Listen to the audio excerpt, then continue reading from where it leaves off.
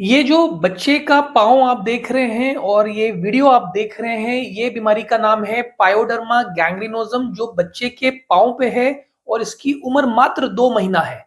ये बीमारी बच्चे को पिछले 1 महीने से है और इनका पाँव पे अभी बीमारी बहुत ज़्यादा प्रोग्रेस कर चुकी है और ये एक अवेयरनेस होनी चाहिए, इसलिए मैं ये वीडियो बना भी रहा हूँ क्योंकि पायोडर्मा गैंग्रीनोसम के बारे में ज़्यादा ज्ञान नहीं है और ये रेयर डिज़ीज़ है बच्चों में, अनकॉमन है। इसलिए इसके बारे में ज्ञान होना ज़रूरी है ताकि अगर ये स्टार्टिंग ही हो रहा है तो हमें पता चल जाए और हम अपने नज़दीकी चमड़े के डॉक्टर पे या बड़े किसी अच्छे हॉस्पिटल में जाके तुरंत इसका इलाज कराइए, वरना ये बहुत वर्स्ट हो सकता है। बहुत ही खराब कंडीशंस में ये बीमारी जा सकती है। तो पायोडर्मा गैंग्रीनोसम के बारे में आज हम एक वीडियो बना रहे हैं। आप ये वीडियो पूरा ज़रूर देखिएगा। नमस्कार, मेरा नाम है doctor Sunil Kumar Rana. Pyoderma gangrenosum एक रेयर स्किन डिसऑर्डर होता है।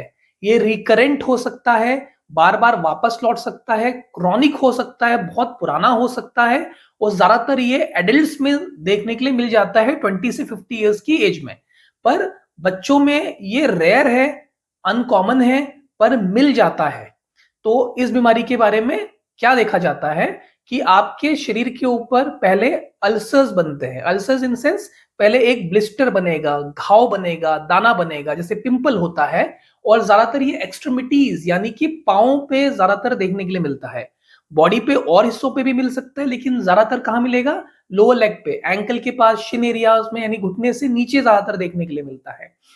इस केस में पहले एक दाना बनेगा और फिर वो दाने आपस में मिल जाते हैं, बड़ी पेनफुल कंडीशन हो जाती है और बाद में ओपन सोर यानी कि घाव या अल्सर का ये एक रूप ले लेता है।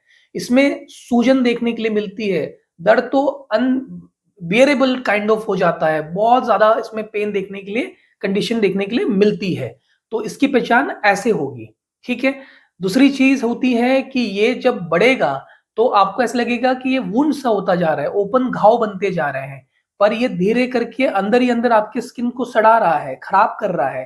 तो इसलिए भी इसका इंपॉर्टेंट है कि तुरंत ट्रीटमेंट करवा लिया जाए। अगर हम इसके कॉज के बारे में बात करते हैं कि ये होता क्यों है, पहली चीज इसकी इटियोलॉजी अभी तक अननोन है, एग्जैक्ट कॉज नहीं पता। बहुत लोगों में देखा जाता है कि ट्रॉमा, एक्सीडेंट या सर्जरी करने के बाद ये बीमारी हो सकती है। मतलब आप कहीं चोट खा जाते हैं, कहीं आपका कोई एक्सीडेंट हो जाता है, किसी प्रकार की कोई बीमारी हो जाती है या कोई सर्जरी होती है, उसके बाद भी ये पायोडर्मा गैंग्रीनोसम देखने के लिए मिल सकता है।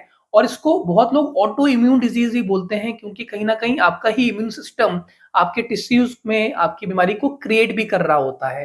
तो इसको हम ऑटो इम्यून डिजीज भी मानते हैं।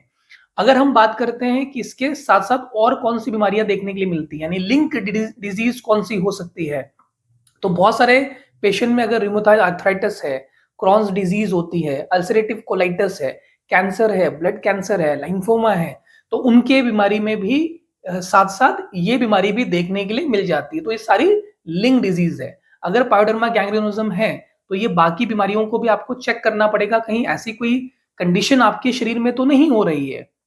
अगर हम इसके लक्षण के बारे में बात करें कि क्या सिम्टम्स होते हैं, तो स्टार्टिंग ये होगा कि आपके शरीर के ऊपर, स्पेशली लेग्स के ऊपर दाने से बन रहे हैं। ये डिसकलर्ड होते हैं, अलग अलग रंग के हो सकते हैं, रेज्ड होते हैं, उभरे हुए से होते हैं, पस बना होता है, में मवाद भर जाता है।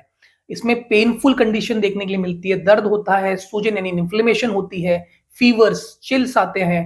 ये सारी कंडीशन, इवन जॉइंट पेन, घुटनों वगैरह में दर्द, एंकल वगैरह में दर्द भी देखने के लिए मिलेगा। ये दाने का रंग अलग अलग हो सकता है, किसी में ये थोड़े सफेद रंग के होते हैं, किसी में पीले रंग के, किसी में लाल, किसी में थोड़ा पर्पल रंग का, काले रंग का, ब्राउन रंग के दाने हो सकते हैं। और ये सब दाने आपस में मिलके ओपन सोर या अल्सर का रूप ले लेते हैं। तो ये बीमारी इतनी खतरनाक, खराब हो सकती है कि आपके पूरा स्किन को सड़ा सी देती है। तो क्या ट्रीटमेंट होता है? इसको स्टार्टिंग में ही पकड़ लिया जाए तो बहुत ही अच्छा होता है। इसके कुछ ब्लड टेस्ट होते हैं डायग्नोसिस करने के लिए। वैसे तो क्लिनिकल बेसिस पे ही पता चल जाता है, लेकिन ब्लड टेस्ट, स्किन बायोप्सी इसमें आप करवा के देख सकते हैं। और ट्रीटमेंट की बात करें तो डीब्राइडिंग करा जाता है, यानी कि इसको सर्जिकली इसको सफाई की जाती है। कैसे सफाई करेंगे? उसमें जो गंदगी है, पूरी टिश्यूज वगैरह हुए, जो टेस्ट टिश्यूज वगैरह होती हैं, इसको हटाया जाता है। लेकिन इसमें भी एक कैच है कि जब आप इसकी सफाई करवा रहे हैं, किसी भी प्रकार का ट्रॉमा, चोट नहीं होनी चाहिए, वरना ये कंडीशन और वर्स्ट हो सकती है। इसलिए इसको कभी भी लोकली ट्रीटमेंट नहीं करना, जैसे बच्चे लोग कर रहे थे कि कभी कोई छोटे मेडिसिन ले ली, कभी कोई ट्यूब टाप लगा ली और इससे आज ये कंडीशन इतनी वर्स्ट हो गई।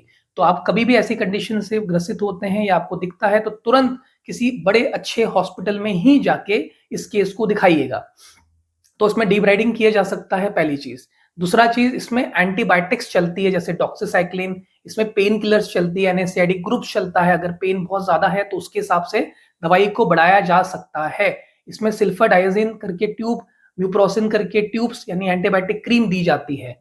किसी किसी केस में इसमें oral steroid, prednisolone, topical steroids भी प्रयोग किए जाते हैं। कैल्सिनोन इनहिबिटर्स जैसे टैक्रोलिमस का भी इस केस में प्रयोग किया जाता है। बायोलॉजिक एजेंट्स इसमें दिया जाता है। और ये जो बीमारी जब ठीक होती है तो स्कारिंग का बड़ा इशू है, एट्रोफिक स्कार्स बनने के पूरे चांसेस होते हैं। तब इसमें स्किन ग्राफ्टिंग का भी प्रयोग किया जाता है। ये कंडीशन है जिसमें कि इसका कोई एग्जैक्ट कॉज नहीं है। ये एक इन्फ्लेमेटरी डिसऑर्डर होती है जो ऑटो है, यानी किसी में भी कभी भी किसी भी रीजन से भी हो सकती है। न्यूट्रोफिलिक डर्माटोसिस इस बीमारी को कहते हैं। और ये किसी ड्रग रिएक्शन की वजह से भी होने के चांसेस, जैसे आइसोट्रोटिनोइन गोली के बाद भी ये चीज होने के चांसेस होते हैं। बहुत रेयर है पर हो सकते हैं कि कोई ड्रग रिएक्शन से कंडीशन हो जाए। तो पायोडर्मा के बारे में बहुत इंपॉर्टेंट है नॉलेज होना। इसको क्लीन करने के लिए बोला जाता है wash with soap and water, साबुन के पानी से घाव को क्लीन करने के लिए बोला जाता है। और नॉन एडेसिव बैंडेज का प्रयोग किया जाता है।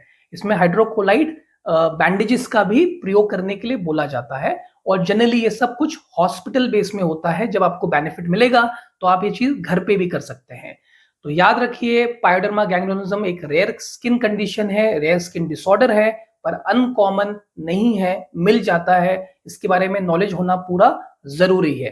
ये बच्चा तो बिल्कुल ठीक हो जाएगा कुछ समय के बाद, लेकिन ऐसी कंडीशन अगर आपके मोहल्ले में किसी को है, अड़ोस पड़ोस में है, तो नजदीकी डॉक्टर के पास यानी स्किन के डॉक्टर के पास या अच्छे हॉस्पिटल में ही भेजिएगा। पहले खुद किसी प्रकार की दवाई का यूज नहीं करना। ये वीडियो एजुकेशनल पर्पस के लिए है। इसमें कोई भी ट्रीटमेंट आपको जो बताया जा रहा है आप खुद घर पे प्रयोग नहीं करेंगे। तो ये था आज का हमारा वीडियो। अगर आपका कोई भी क्वेश्चन होता है तो कमेंट सेक्शन में बताइए, मैं आपको जरूर रिप्लाई करूंगा। और अगर मेरे चैनल पे आप नए हैं तो चैनल को सब्सक्राइब जरूर करिए। धन्यवाद।